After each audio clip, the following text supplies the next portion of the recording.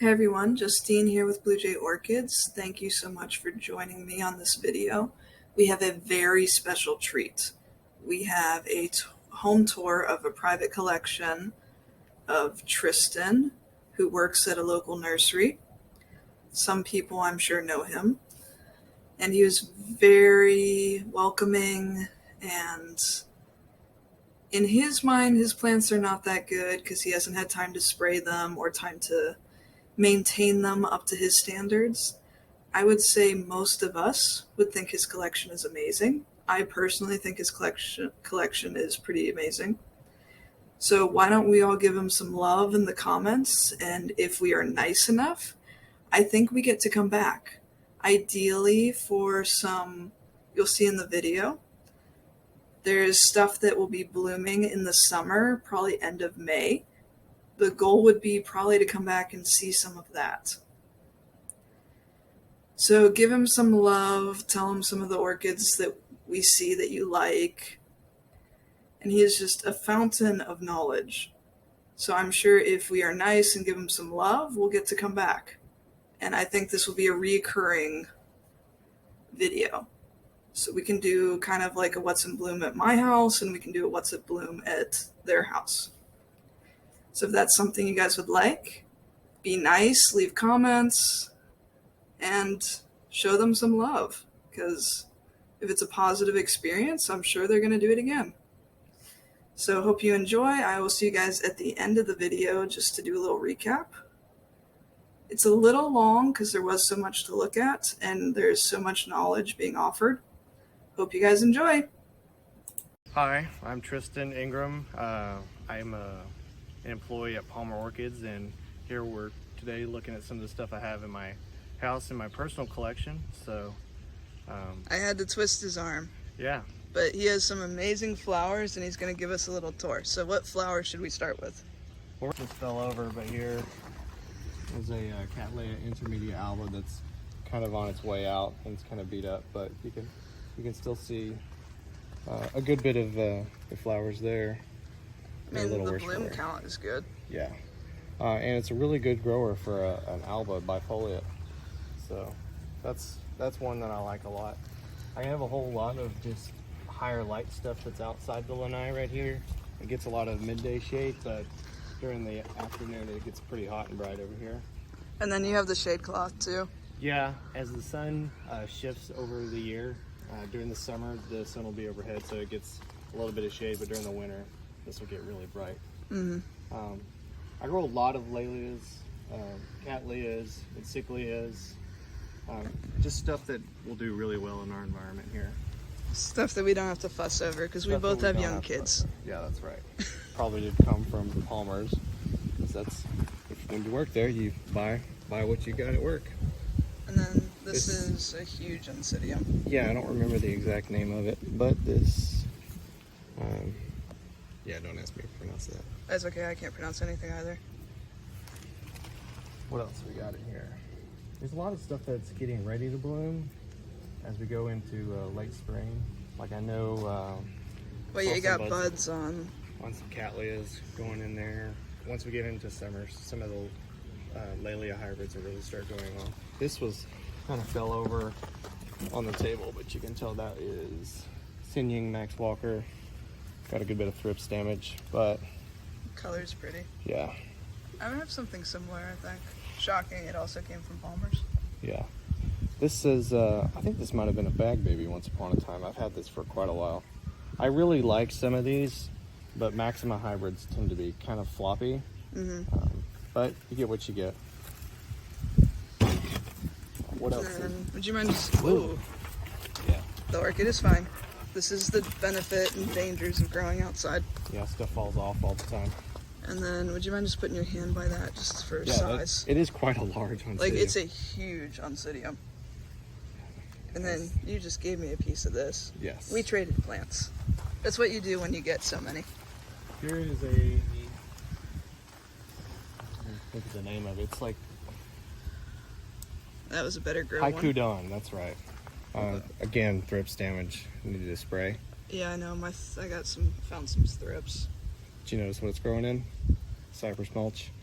So Also use that. yeah, if you clean up cypress mulch and sterilize it, it's works pretty good. And it's cheap. And it's cheap, yeah. The only thing I would say is it probably breaks down a little faster potentially, but Yes, but it's cheap enough. It's worth it if you're in a pinch. Yeah, especially if you're growing outside where it's hot and it's not going to stay wet for way too long. How do you sterilize it? I just get the untreated cypress and throw it. Well, sometimes you can like soak it in a bucket of dilute bleach and then just rinse it a couple times, or you can put it in like a pressure cooker, but that makes a lot of mess. What about just putting it in like Fizon? You could do that. You just need to soak it for a long time. I mean, it'd be better than what I'm doing now, which is nothing. Yeah. Or you could just use, you'll notice a lot of the stuff I have is in lava rock, and you can use that straight from the bags like that you get at Home Depot or Lowe's. I really, really love lava rock for a lot of stuff. That way, when you go to repot it, you can just break the pot and then just stick the whole root mass inside of a bigger pot. You're not worrying about any bark or anything that's going to break down and cause any root rot issues. Another thing that I've really been turned on to from working at the nursery is shredded tree fern. And you see here I've got an amethyst glossa and shredded tree fern. And usually that would be like a really big no-no, putting a bifoliate cattleya like amethyst glossa in something that's that moisture retentive. But so far it's done really well. And That's your experiment? Yeah. I've been putting all sorts of... The tree fern is similar to moss, but I find it does dry out a little faster. It does, and it doesn't stay spongy wet like sphagnum does sometimes. Here's a Beatrice Orendorff, a couple seedlings I put in a bulb pen with the tree fern. And I watered yesterday, so you can see it's still dark, dark in color. When it dries out, it'll turn really light brown, and you know it's time to water again. Yeah, it's kind of a little better for beginners. Yes. A whole lot else to see right now.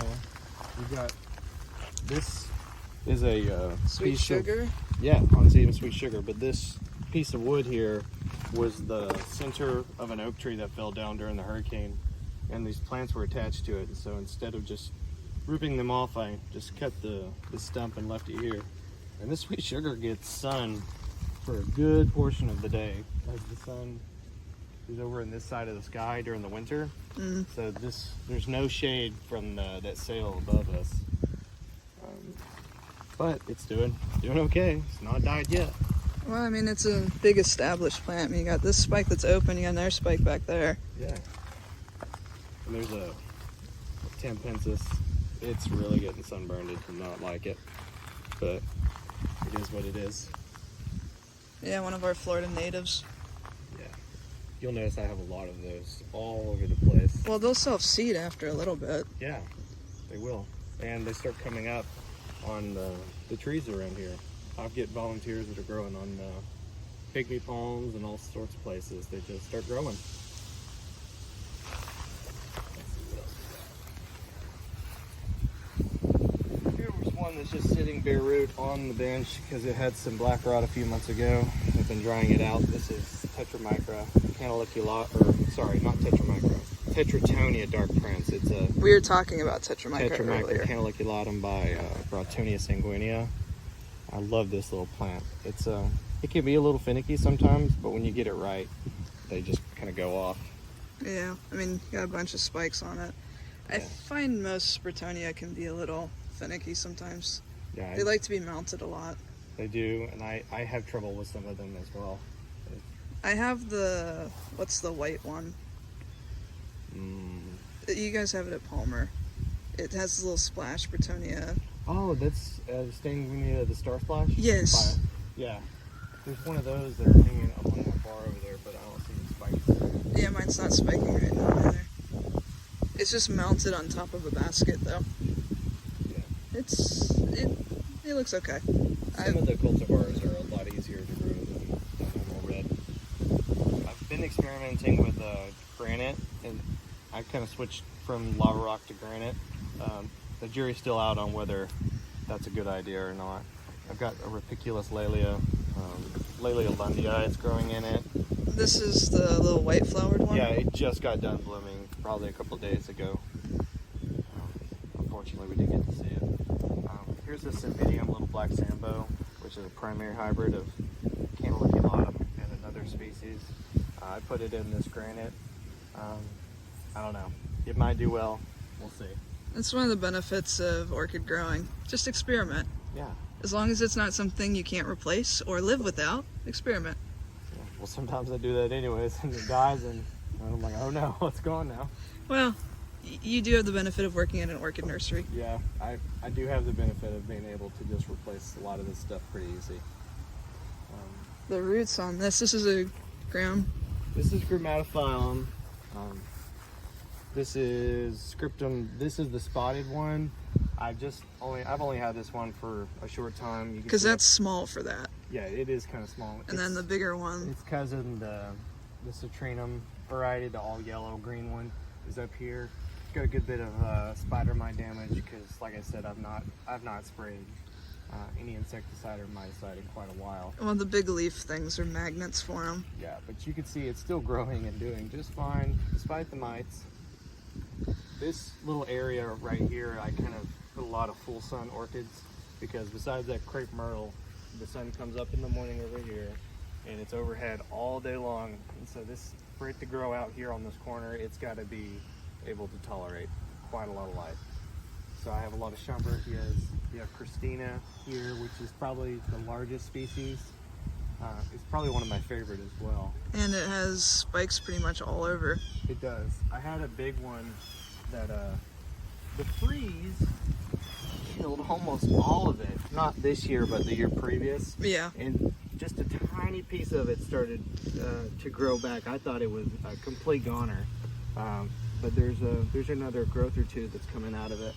Yeah, it doesn't look that bad. Yeah. Well, Schomburgkias or Myrmecophylla tend to be really tough plants. Usually they're not bothered by the cold. They'll take a light freeze, but it was out here in the open and it got a lot of frost on it. And so, live and learn. We have anything that way, and then we can go inside. Well, inside the pool area. Yeah, we can. While we're here, I'll show you these. These are cigar orchids, Certipodiums. These two here. These are my favorite plant. This one and this one? This is Ancelia, but this is that one. a Certipodium as well. These are both punctatum. This is a tetraploid variety. And that right there is as well. It's a little tiny one. That's the plant that made me fall in love with orchids. That's cool. I haven't tried them before. They're not as difficult as some people say they are. They're just... Well, they look intimidating. They do because they're so Different. Unusual. But they're not all that difficult. Palmer had this, like a big one blooming, or was that something else? The one that was blooming at the nursery was actually my personal plant that I brought to show off so people could see what the flowers look like. Uh-huh. And we sold a bunch of compots of it, community pots of seedlings. And those seedlings were seedlings of a hybrid that I made with one of my plants and pollen from a dear friend who donated some pollen to me. And I made a new hybrid and we've got it for sale, or at least we did. I think we might have sold out of the community pots. Yeah, I think I saw that post on Instagram. Yeah, well, we're going to have individual seedlings of that for sale soon. But yeah, that's... So I did have footage of that then from, I think, the preview to the open house. I showed a little bit of it. Yeah. So it was a really cool plant. You'll see more of those. It's exciting. We just now finished Enemy. Baby lovers. These are the worst. Gotta get these going immediately. If you've never seen these become those massive yellow giant grasshoppers, and they will just, they can eat an orchid in like a single day when they get to be large. They're not over by me yet because I have more houses, but I would imagine with the woods and stuff, you get a lot of stuff. Oh yeah. They are, even if you don't like getting rid of, the natural creatures, these guys will just ravage your plants. Well, and in no time. They do fine. There's tons of them. And then this is the nobly type. Yeah, it's just a kiki I stuck on there. It looks like it's about to fall off, actually. it's still trying to grab. Yeah. And then you have a sprinkler system. Yeah. Yeah, I don't think it's attached right now. I think I might have broke it with the weed eater line. But I need to reattach it. I had a missed one that went up the tree. Trying to just keep some extra moisture on the plants during the hot summer days. Yeah, the days it doesn't rain. Yeah, because it does get really, really hot, and some of this stuff will just dry out super fast. Here is something that's on its way out. It's one of my favorites. This is Dendrobium canaliculatum. This is native to Australia, and it grows on melaleuca trees. But it's a miniature, and this is pretty much full grown. I've got it on a piece of cedar here. The wind's kind of battered it up pretty good. But this is a very easy grower for Florida. Doesn't seem to mind the hot, doesn't seem to mind the cold. I know, I had mine spiking when we were getting our temperatures in the 50s, and Yeah. it still bloomed. I got a little bit of stuff lost to like thrips and maybe the constant changing, but I just brought it in the lanai. I didn't bring it inside. Yeah. I'm a fan. Mine's still in like the small net pot. I see why nots. Yep. Why not? Because why not? Exactly. That's what I always say. Sometimes I'll just buy orchids for the name. This is golden peacock, isn't it? Yes, it is. This is one of my favorite plants, and my wife loves this plant too, because this plant never really stops blooming. As you can see, it's not loaded with flowers right now, But it still has flowers. but I would say probably 11 months out of the year, this thing has at least some flowers open. It definitely peaks in the summer, but as you can see, this spike here is open, and you'll have more that are right behind it. And then, I mean, you can see it's bloomed All tons. the time, yes. Once you get these established, they just don't stop. There's not many orchids that do that. Most orchids are, even the ones that bloom multiple times a year, will take rest. But this is not one of them. It looks like when it opens, it's a little darker. Yeah, it And then opens it up will dark and change. becomes like a lighter. So a little bit of color change, which is always entertaining. And one of the reasons it's so ever blooming is these flowers will just last forever. I mean, sometimes over a month. Yeah, I got a little piece of one, probably Palmer's spring sale, or no, summer sale. One of the sales. Yeah, one of them. We've had it before. A little division. Some of the division went so-so, but it looks like some of it's rooting. It Yeah. tried to spike, but it didn't have the energy. Here's one that's in spike, and I have had the darndest time getting this plant to bloom. This year was the first time it bloomed. This is Joyce Kelly. It's Johnsonii by Spectably, and it's a really interesting white curly flower. And I almost wanted to get rid of this plant because I grew it and grew it and grew it, and it did not bloom. And every single time it made spikes, the thrips would get it, and I didn't stay on top of my spraying. But this year I got to see it bloom, and it looks like it's trying to bloom again if the thrips don't get it. But this is a really cool flower. I've not seen this for sale recently, but if you ever come across the opportunity to get it, I would, because it's grown well, except for the fact that it's been a reluctant bloomer until it gets to, a decent size. Well, isn't that kind of a spectacular trait? Yeah, Spectably is, you'll either love it or you'll hate it, because most Latorias are easy growing, and Spectably is pretty easy growing, but they tend to be huge plants before they get to blooming size, unless you get one of the compact varieties. You have a one that's in full bloom over there, Yeah, don't we you? can go look at that in a minute. There's a whole bunch of stuff up here, and some of it needs to be dealt with, repotted, or just moved around. I have a coconut orchid here that's never going to bloom because it's not in enough sun. These really need to be in pretty much full sun, and I just kind of stuck it up here after the hurricane, after shuffling stuff around, and it needs to get moved. Here's one that we sell at the nursery, and is one of my favorites, is Rio Clarence. Do you have one of these? Surprisingly not. This is a primary hybrid between Cordillera and Randii, and you can always tell Randii hybrids, or even the species. They have these huge round bulbs, and they're always darkly colored. They Yeah, have the bulbs so are much really anthocyanin. cool. They just produce anthocyanin, whether it gets cold, whether they're bright, they're just always dark. And they have flowers that really smell like rose petals. I just love it. And it's like a gigantic encyclia. Yeah. The bulbs are just... They are just robust growers. You have it, what, just mounted in a basket? I think so. I think Or did it have media at one point? At one point there was media in there. Looks like it's fallen out. Yeah. It looks to me... It looks like a ball of roots. This has been so many years ago. Knowing me, I probably lined the bottom of it with a little sphagnum moss and then just used a bark mix. Mm. Well, it's happy. Yeah, it's happy. Retrospectively, I don't think I would do that again. I would use something that's not going to break down. But it is happy. Still doesn't seem to mind. No, it doesn't. Here's another one. This one's a little unhappy, a little dehydrated. That's why it's up there. Yeah, pretty far along bud too. Yeah.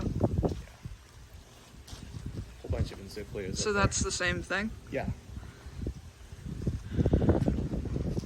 Here's one of my favorites. This is Verano. This is Phoenicia by Adinacala. And Adinacala is a species from Mexico that I absolutely, I love it, but it doesn't grow very well in our climate. But if you can get Adinacala hybrids, they do much better in our Florida temperatures. This plant blooms 2 or 3 times a year, and there's a little why not stuck on the in there. Did you put it there or it went in? No, I put it there, yeah. Because sometimes they'll actually just fall off and attach on their own. Yeah, especially with dendrobium pieces. What else we got? Let's get inside. So what was the name on this one? It's not named yet, but the hybrid is Brazilian Angel, or Laelia Brazilian Angel by Cattleya arventiaca. It's like half Rapiculus Laelia, half arventiaca, which is kind of a larger statured plant. I mean, it's kind of like a cute little star-shaped flower. The flower's not big, but the color is... Very vivid red, yeah, which is not usual. There's not a whole lot of, like, just red. Yeah, there's not a whole lot of very bright, solid red cattleyas. Where'd you pick this one up from? This came from Palmer's. I believe this is a seedling that we grew from Flask. We didn't make it. Another friend made the hybrid. Okay, this one. Hawaiian Prominence is what we said this one was? Yeah. Hawaiian Prominence of Cultivar America. So just the clone is America? Yeah. It's kind of funny. Hawaiian orchid, let's name it American. And then we think this is just normal Cordillera. Cordillera variety, Venezuela. Yeah, it's about the darker one. I actually prefer this to the dark variety. I think the smell on these is a little bit better. And then tiny little antelope again. Yeah, Cantaliculatum hybrid. Focusing a little bit. I think the name is Glennis King. Yeah, that's a cool name. But pretty happy. A lot of buds. Alright. Really likes growing on the palms. And then this one has a tag, it looks like, or is that for something else? Yep, Cattleya schilleriana, but that's technically incorrect. It's well, it might be correct, but Elsie schilleriana. It was correct at some point. They might have changed the name. Yeah. Old ankle injury.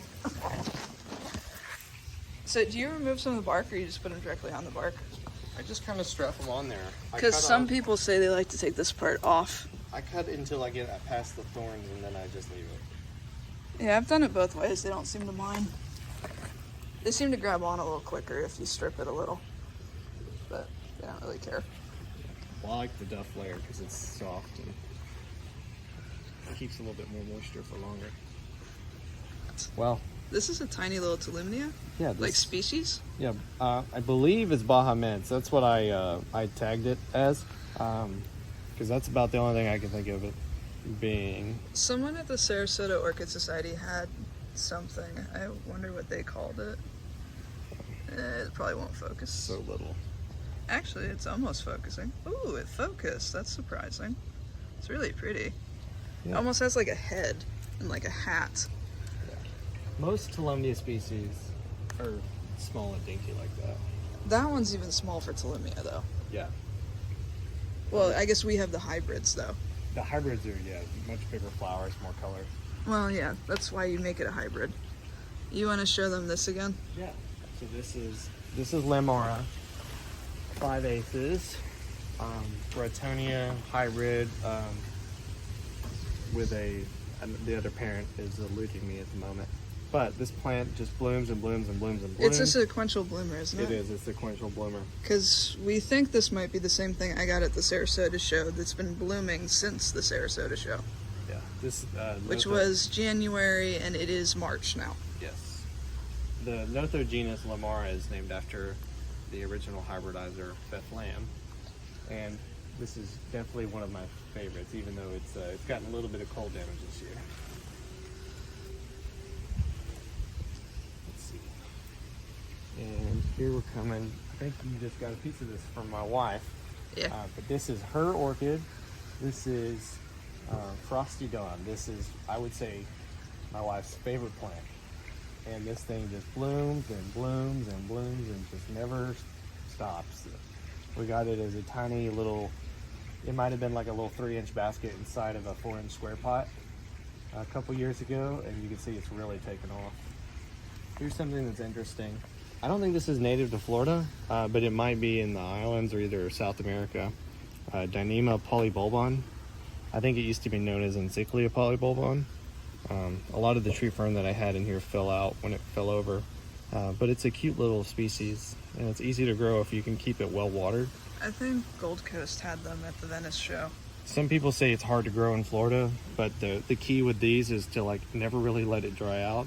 And as I'm saying that, it's dry. Do as I say. Do as I say, not as I do. Yeah, it really needs a lot of water. These last forever too because they're so waxy. Yeah. All of these Formosa type dendrobiums have very long lasting flowers, some more so than others. We have up there, I think, might be Cruentum. If you can focus on that, I don't know, it's kind of far away, and I don't have the stick to pull it down. It's okay. We won't make you readjust everything. We can always come back. But this is where all the good stuff is, because now we're inside. Yeah, protected from at least some of the bugs. This is Green Lantern. This is another one of my wife's plants that she just loves. It's, again, just a lot like Frosty Dawn, Formosa type with or Niger hirsute, because they have the black hairs on the cane. The flowers just last and last and last. Excuse the thrips damage. You are a lot better than majority of us growing, I guarantee it. I mean, you've seen my orchids. I actually saw thrips crawling on them last day or so. Oh, I see them growing on moving on mine too. It's one of those things I know better, but I still am too lazy to spray when I should. Well, and it's like you got to make sure you have the time and you want to do it safely, so you don't want the kids to come out. Yeah. It's a little bit more of a production here than at a nursery. There is one of my favorite vandas, Nafadal Delight. I think the cultivar is Thailand, and I believe it's an awarded clone. But that vanda there blooms all the time when they get bigger. And to be a vanda at my house, you really got to be productive, or you're not staying. I know, they're a little bit of drama. Here is Oncidium spatulatum. This is one of the ones that you'll see a lot of people in Florida have in their oak trees because they tolerate our climate pretty well. And they're pretty showy too. They're very showy. The only problem is you only get one blooming a year. But that's the case with most species. Here is everyone's favorite, why not? Yellow. We got some really ratty vandas. Well, the cold, the hurricanes, shuffling. Yeah, I don't bring them in near as often as I should. We have Pachara Delight, Vanda Mariae from the Philippines. I just got a division from Palmer's. Yeah. Now, I was just saying that species only bloom once a year. No, this is the exception to the rule. These will bloom pretty much continuously once they get large. Well, yeah, mine already has a keiki, and yours has a couple. Yeah. Or is it kiki?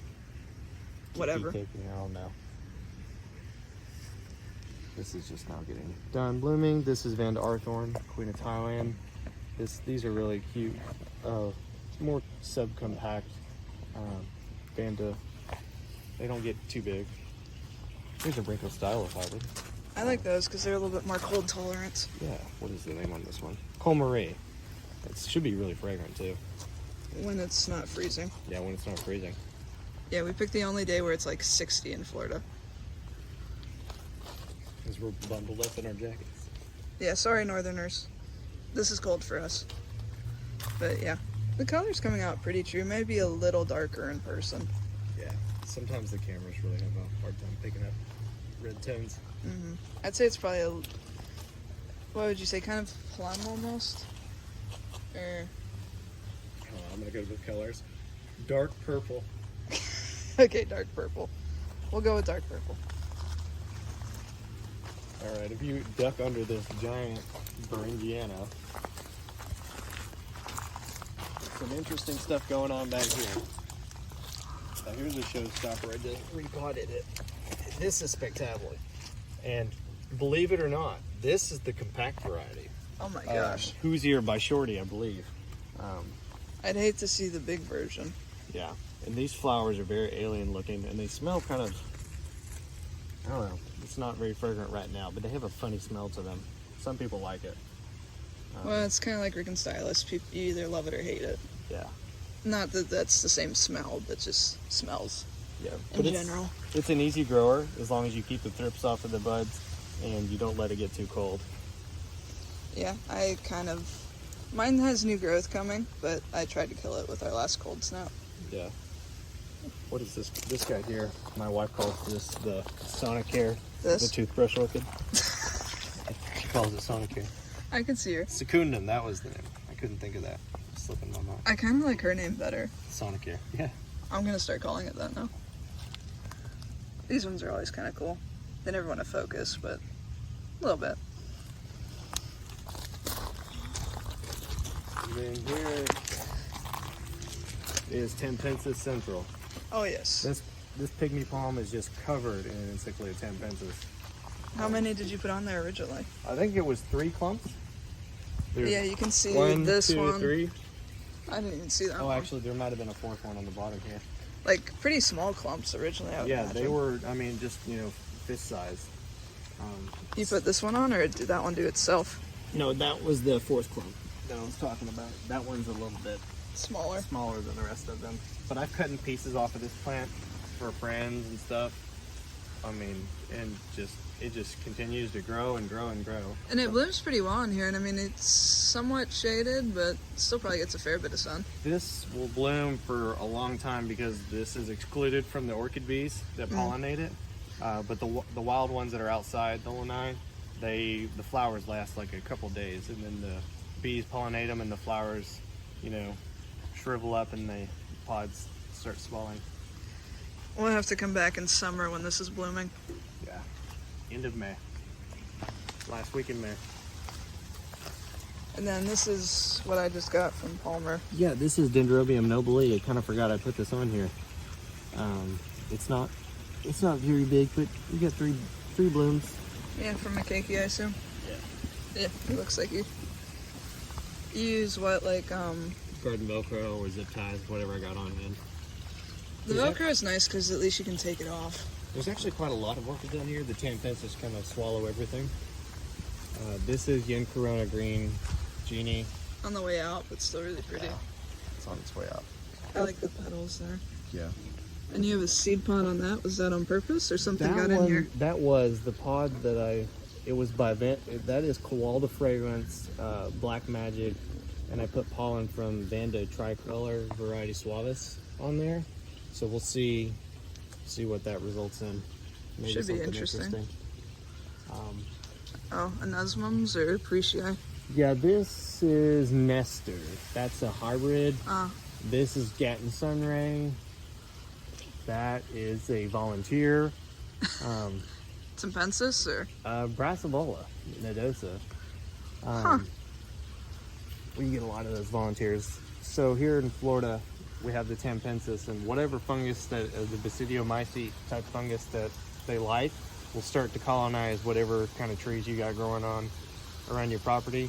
And Brassavolas, Lalias, Encyclias all seem to really like that fungus, and they'll start volunteering on your trees if you let the seed capsules go. In fact, I think there might be a little Lalia right there. It's probably rubescens. Yeah. So, nature at its finest. Yeah. And this is why stuff grows well in Florida, because we have orchids that live here. Well, this is it has a name. I've forgotten. I think it's Jacqueline Concert by Lady Hamilton or something like that.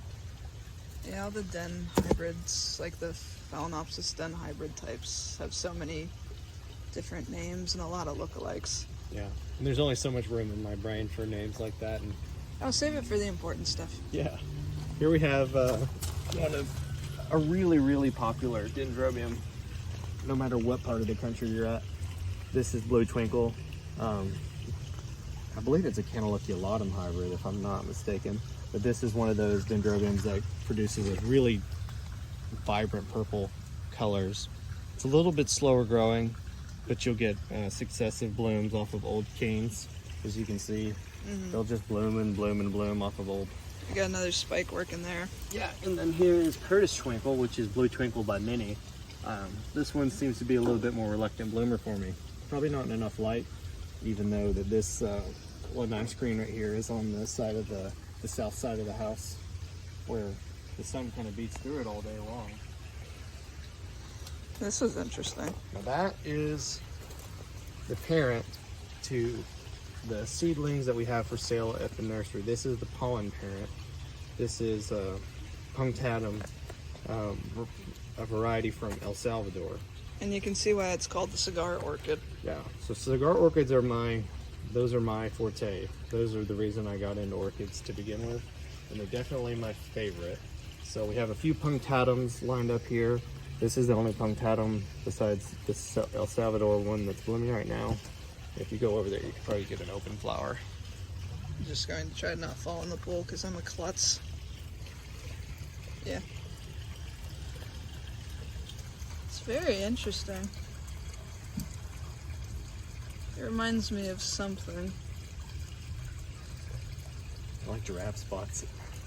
Huh? Kind of like giraffe spots. Yeah, the coloration, definitely. I mean, that's going to be a lot of flowers. Yeah. So here is a species of Certipodium cigarga. This is Polyphyllum or Flavum. This is one of the species that doesn't go dormant. You can see all these have all like completely Lost bare their leaves. canes. The flower spikes and growth are all emerging at this time of year. But Flavum is one of the few species of cigar orchids that does not go dormant. It has a little bit of a rest, but if you stop watering it, it'll die. They don't want a complete bone dry winter rest.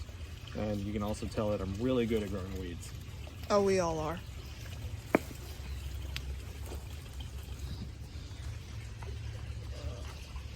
So, I see an Oncidium.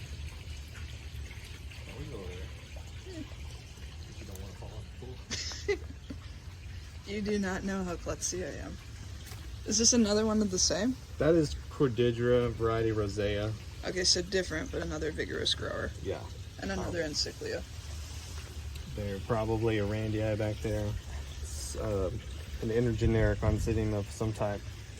The name might even be gone. I think the tag is gone. Might be Firecracker. Something like that. But yeah. Pretty big flower though. Yeah. But it looks like it's pretty established. So that helps. Here's an experiment I have going on. I put an Epidendrum ciliare that was kind of not growing. It wasn't getting any bigger. So I took it and put it in cypress mulch. We'll see how well that works. And then we have another. Yeah, another tree. So is this where the Brassivola and Nodosa came from, or do you have one over there? There is probably Nodosa, Subbifolia, and Perenniae all on this tree, although you may not be able to tell it. There is a Subbifolia here, a Perenniae here, and This one's Perenniae? yeah, that's Perenniae. It's got a bit smaller of a flower. It's a little bit more star-shaped. You got butterfly orchid, the Tampensis here. Here is an Encyclia alata hybrid. I believe it's alata by Dickinsoniana. My wife hates this plant because it smells awful. I like the fragrance. I think it kind of smells sour, but Dickinsoniana is one of those encyclias that has like a really putrid, like rotten, dirty feet kind of smell to it. So it didn't get the memo that it's not a bulbo? It did not get the memo. Like most encyclias smell really well. Yeah, like chocolate and very floral. Yeah, and even though that this is a hybrid of Dickinsoniana, that those traits of the foul, sour smell has carried over. And here, if you want to look, here are all the volunteers that I was telling you about. Look at all the baby Tempensis growing here. Oh, that's crazy. Yeah, I'm telling you, I get these. They grow on everything. There's probably like 30 little baby Encyclia Tempensis growing on this tree. And if you go up top here and you mind the thorns, there is a volunteer grammatophyllum growing on top of this Prostechia. There is put a piece of radiata in here and just stuck it in there to see what it would do. And apparently some seed from a grammatophyllum has slipped in there and it started growing. And I didn't put it there, so it had to have come from the seed. Are you gonna leave it in there? I'm gonna leave it in there and just see what happens. Pretty interesting. Who knows what that's gonna be? Those are volunteers of something. They don't really look like encyclias though. That's crazy. Yeah. It's cool, you got your own little ecosystem. Yeah. Well, hope you guys all enjoyed that. Thank you so much for watching. I want to thank Tristan and his family again for welcoming us and having us and letting us look around at their amazing orchids.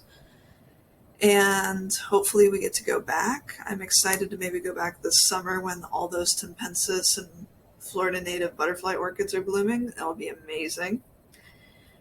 And if you guys liked it, please like and subscribe. Share with your friends, help this channel grow. And I really need a catchphrase. Someone come up with something, please, because right now all I got is bye-bye for now. And, I mean, that's all I got. It's boring. I want something exciting, but I can't figure out something. So please, someone leave a comment and tell me a good ending, because bye-bye for now doesn't do it for me.